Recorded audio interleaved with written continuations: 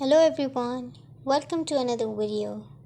So in this video, I'm gonna show you that how you can get wide angle on Snapchat Android. But before moving forward, make sure to like the video and subscribe to our channel. And now let's start. Now open your Snapchat app. Now what you need to know is Snapchat's ultra wide camera feature lets you take wider angle photos with your back facing camera. To use it on Android, you can either tap on the ultra wide camera icon in the camera toolbar or pinch and zoom out of the camera.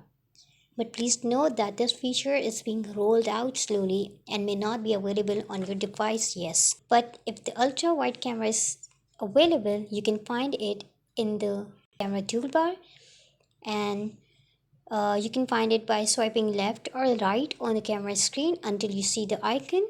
And if you don't see the icon, it means that the feature isn't available on your device yet. Like in my device, it's not available yet, so I'm not able to show you the steps. But this is how you get wide angle on a Snapchat Android. Hope you found this video helpful. Thank you.